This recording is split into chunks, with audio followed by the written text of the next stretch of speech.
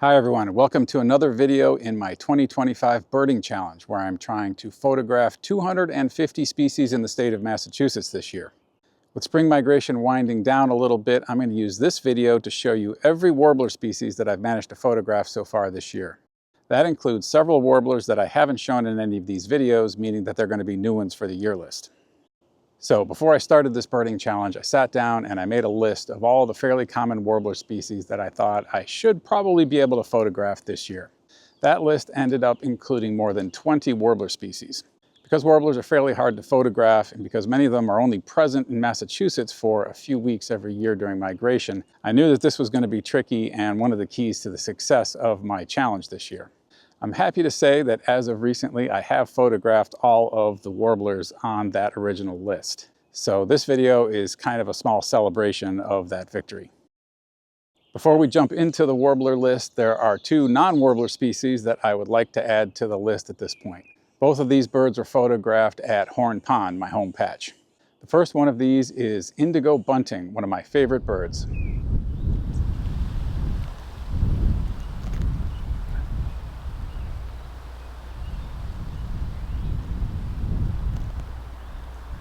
As you can see, the conditions were a bit breezy and the bird was partially blocked by leaves in this video. However, I did manage to get some still shots that I think came out really well.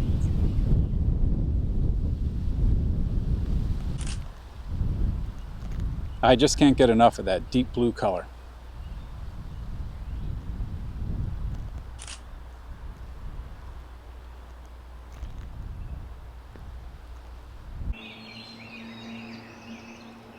And the second non-warbler addition to the list is this eastern wood pewee. This is a type of flycatcher that favors forested areas and is not so easy to photograph, so I was happy to catch this one out on a fairly open perch. There was a lot of bird activity that morning, and in this next video clip of the pewee, you can hear a number of other birds singing as well, including rose-breasted grosbeak, Tennessee warbler, northern parula, and bay-breasted warbler.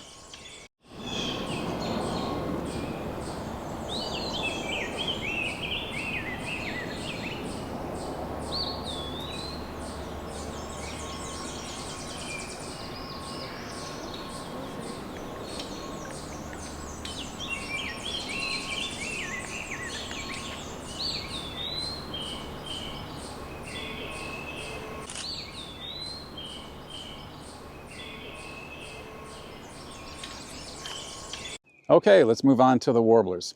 I'm going to go through them in taxonomic order, meaning the order that they would appear on a birding checklist.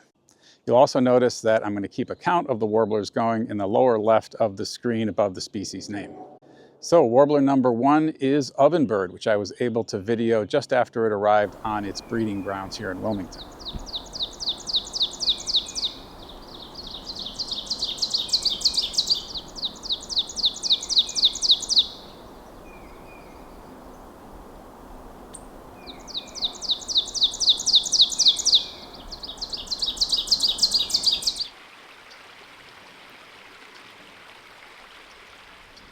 Warbler number 2 is Louisiana water thrush, a rather uncommon species in Massachusetts, and one that actually wasn't on my must-photograph list.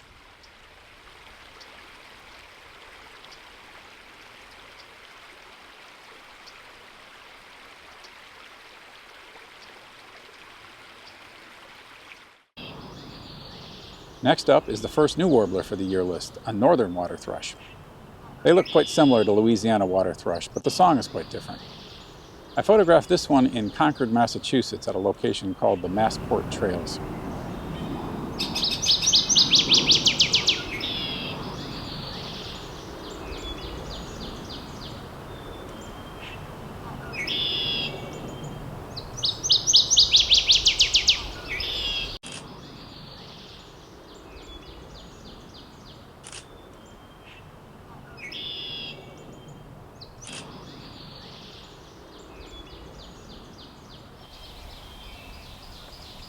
Next up is another new one, blue-winged warbler. I photographed this one on the same day and location as the northern water thrush, and coincidentally it happens to be the next one in the taxonomic order.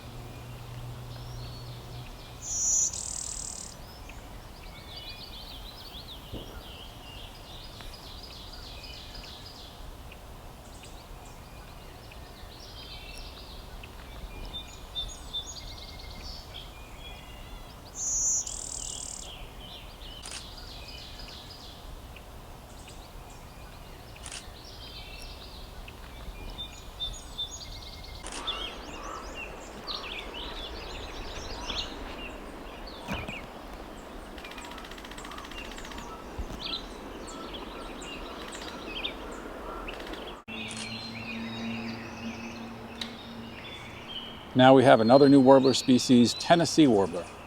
I didn't manage to get good photos of this one, unfortunately. You can't win them all, but these are good enough to count.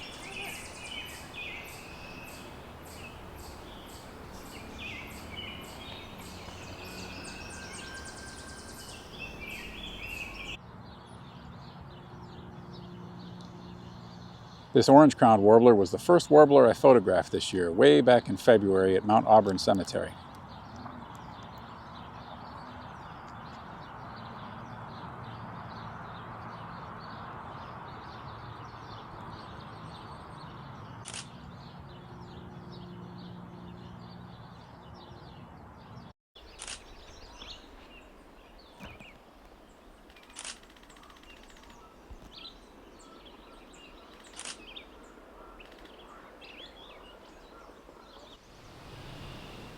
Common yellowthroat is another new one for the year. This is a very common warbler that breeds in wet, swampy areas all over the state. I photographed this one at Great Meadows National Wildlife Refuge in Concord, Massachusetts, a really great birding location. I actually will have a whole video from Great Meadows coming out in a couple of weeks.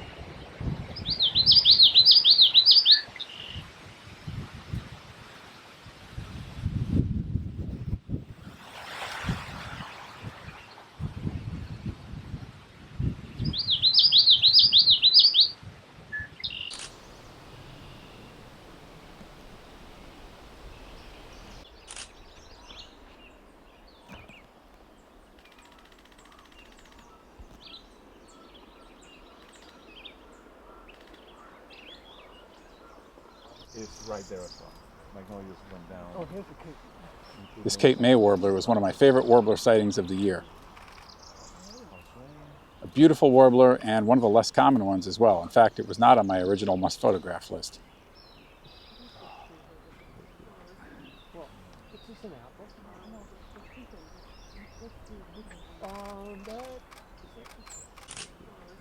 Well, it's just an apple.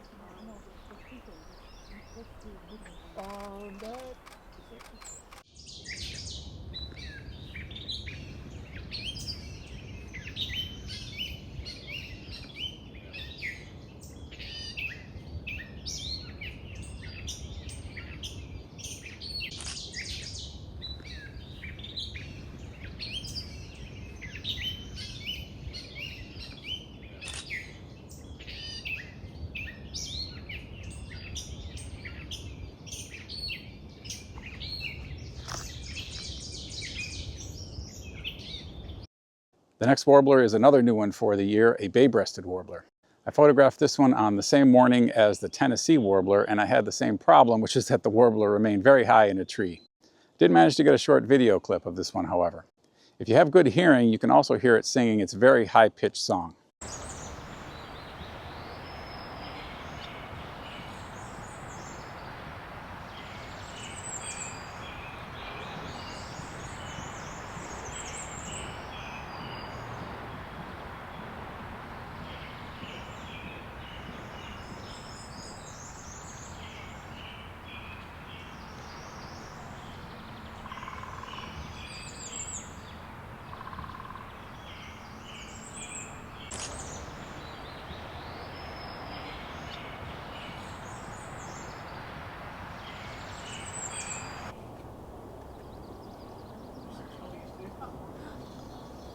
This Blackburnian is another warbler that stays high in trees, so it was great seeing this one closer to eye level at Mount Auburn Cemetery.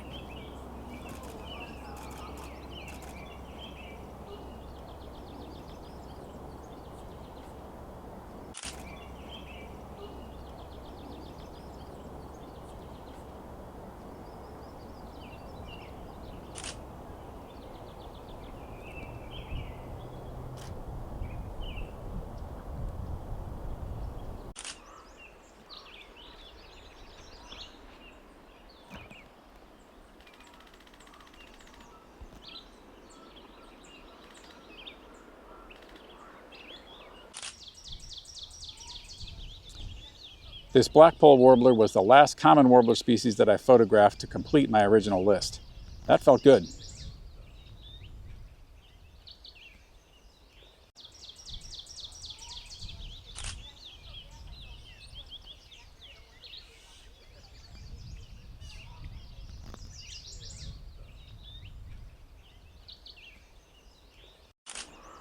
The next three warblers, palm, pine, and yellow-rumped, are what I call the early birds because they usually arrive a week or so before the rest of the warblers. So they've all been on the year list for a while now.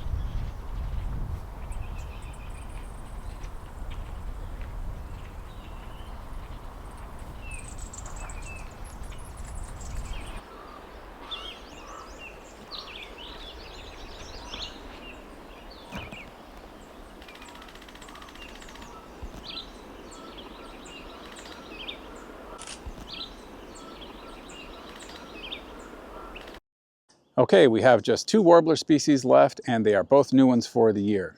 First one of those is Canada warbler, which I photographed at Horn Pond, my home patch.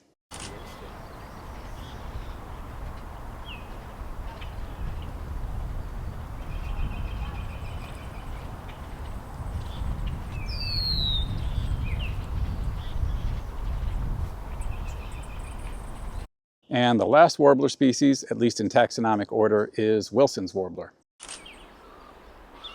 I first obtained these still photos at Horn Pond, and then more recently I obtained a little bit of video of a Wilson's warbler at Great Meadows National Wildlife Refuge.